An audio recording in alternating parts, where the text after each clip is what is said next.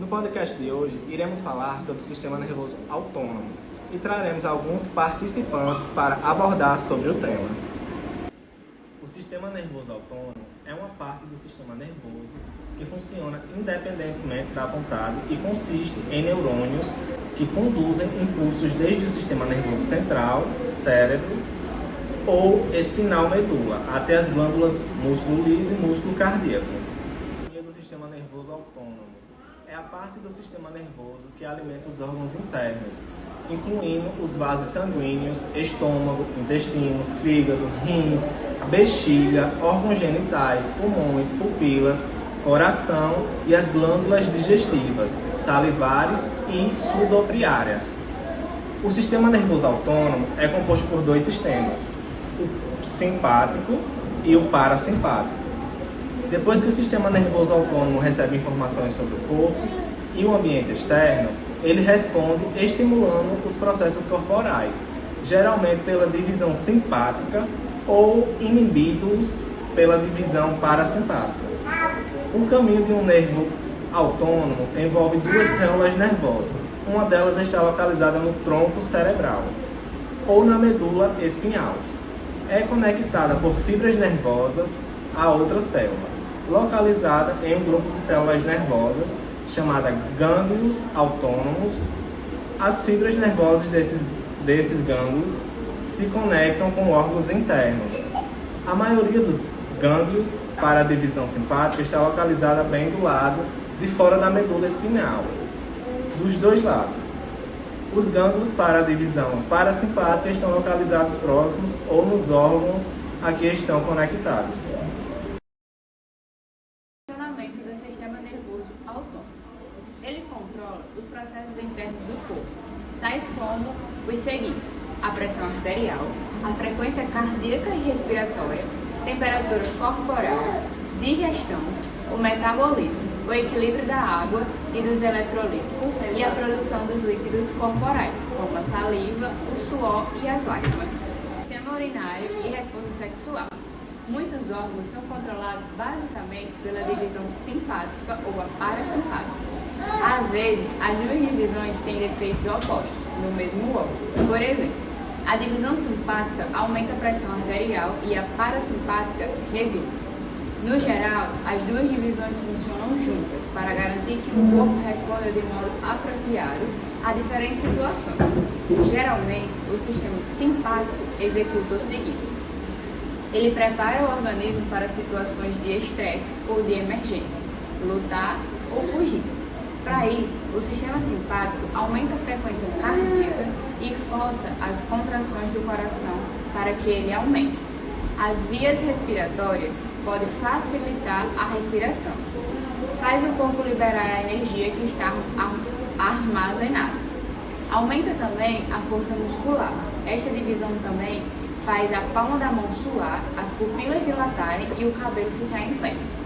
Reduz os processos do corpo que são menos importantes em emergência, como a digestão e a urina. Sistema nervoso parasimpático é um sistema nervoso que é responsável por fazer o organismo se acalmar após uma situação de estresse ou de emergência. Assim, irá diminuir os batimentos cardíacos, a pressão arterial, a adrenalina e o açúcar presente no sangue. O sistema parasimpático ele executa o seguinte: controla os processos do corpo durante situações comuns.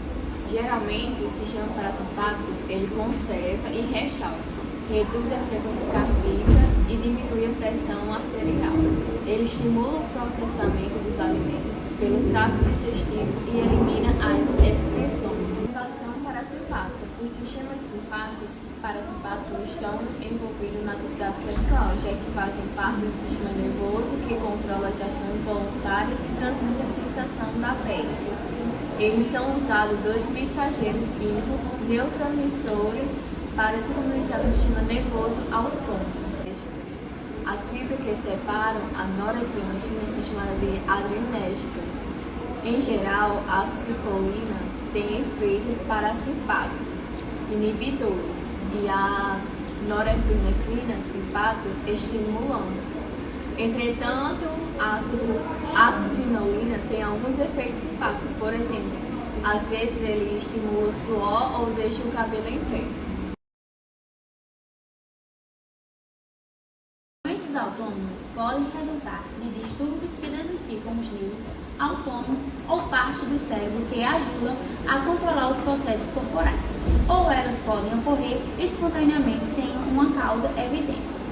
As causas comuns de doenças autônomas são diabetes, que é a causa mais comum, doenças de nervos periféricos, envelhecimento, doenças de Parkinson, e existem outras causas menos comuns que incluem as seguintes, a que eu vou falar agora: neuropatias autônomas, atrofia multissistêmica, insuficiência autônoma pura, doenças da medula espinhal, certos medicamentos, distúrbios das junções neuromuscular, onde os nervos se conectam com o músculo, como o botulismo e a síndrome de Lambert-Eaton, determinadas infecções virais e lesões dos nervos do pescoço, incluindo as que resultam de cirurgia.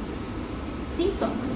Nos homens, a dificuldade em iniciar e manter uma ereção pode ser um sintoma inicial de uma doença autônoma. As doenças autônomas geralmente causam tontura ou sensação de desmaio iminente devido a uma redução excessiva na pressão arterial quando a pessoa se levanta. As pessoas podem suar menos ou nada e por isso ficam intolerantes ao calor. Uma pessoa com uma doença autônoma pode se sentir-se prematuramente cheia ou até vomitar, pois o estômago esvazia muito lentamente, chamado de gastroparesia. Algumas pessoas não conseguem segurar a urina que tem incontinência urinária, geralmente porque a bexiga é hiperativa. Outras pessoas têm dificuldade em esvaziar a bexiga, têm retenção urinária, pois a bexiga é hipoativa. Pode ocorrer constipação intestinal ou a perda dos movimentos intestinais. As pupilas podem não dilatar e estreitar, conforme a alteração da luz. Avaliação de um médico. Teste para determinar como a pressão arterial muda durante certas manobras. Eletrocardiograma, teste de suor. Durante o exame físico, os médicos podem verificar se há sinais de doenças autônomas, como hipotensão ortostática. Por exemplo, eles medem a pressão arterial e a frequência cardíaca enquanto uma pessoa está deitada ou sentada. E depois que ela se levanta para verificar de que forma a pressão arterial muda quando se troca de posição. Quando a pessoa se levanta, a força da gravidade dificulta a volta do sangue das pernas para o coração. Assim, a pressão arterial diminui. Para compensar, o coração bombeia com mais força e a frequência cardíaca aumenta. No entanto, as alterações na frequência cardíaca e na pressão arterial são leves e breves. Se as alterações forem maiores ou durarem mais tempo, a pessoa pode ter hipotensão ortostática. A pressão arterial também é medida continuamente enquanto a pessoa faz uma valsa. Tentar exalar com força e sem deixar o ar sair pelo nariz ou pela boca, semelhante a fazer força durante o movimento intestinal. Um eletrocardiograma é realizado para determinar se a frequência cardíaca se altera, como faz normalmente durante a respiração profunda e a manobra da valsa. Um teste de inclinação ortostática, para verificar como a pressão arterial e a frequência cardíaca se altera quando a posição muda. Neste exame, a pressão arterial é medida antes e depois da pessoa, que está deitada em uma plataforma em uma mesa giratória, ser inclinada a uma posição reta.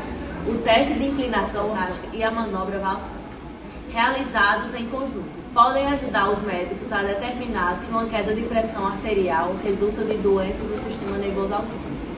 Os médicos examinam as pupilas quanto a respostas anormais ou falta de resposta à alteração da luz.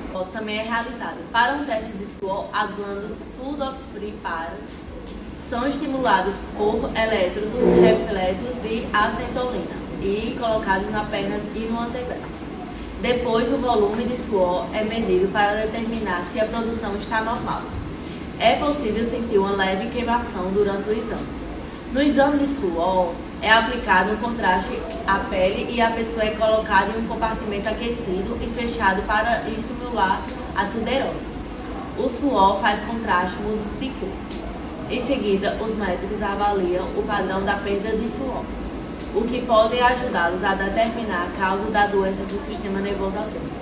Outros exames podem ser realizados para verificar quais distúrbios podem causar a doença autônoma. Tratamento da causa. Caso identificada, alívio de sintomas. São tratados problemas que podem contribuir para a doença. Se não houver nenhum problema ou se não for possível de tratamento, o foco é aliviar os sintomas. Medidas simples e às vezes os medicamentos podem ajudar a aliviar alguns sintomas das doenças autônomas. Hipertensão ortostática. Pede-se a pessoa para levar a cabeceira da cama uns 10 centímetros e para ficar de pé lentamente. Usar modeladores ou vestuário de apoio, como a cinta abdominal ou meios de compressão, pode ajudar. Ajudar a manter o volume do sangue na corrente e assim a pressão arterial. Às vezes são usados medicamentos. A fluocorticina mantém o volume do sangue e assim a pressão arterial. A miodrina ajuda a manter a pressão arterial, estreitando as artérias, constrição. Esses medicamentos são administrados por via oral. Retenção urinária. Se ocorrer a retenção urinária porque a bexiga não se contrai normalmente, é possível ensinar as pessoas a inserirem um catete, tubo fino de borracha, pela uretra e na bexiga. O catéter permite que a urina retida na bexiga seja drenada, causando um alívio. As pessoas inserem o catéter várias vezes por dia e removem quando a bexiga estiver vazia. O bentanecol pode ser usado para aumentar o tônus da bexiga, ajudando assim a esvaziá-la. Constipação intestinal. Recomenda-se seguir uma dieta com alto teor de fibra e uso de laxantes emolientes. Se a constipação persistir, pode ser necessário o uso de enemas de função erétil. Geralmente, o tratamento consiste na administração de medicamentos via oral, como sildenafila, tadalafila ou valdenafila. Os dispositivos de constrição, faixas e anéis colocados na base do pênis, ou dispositivos a vácuo são usados algumas vezes.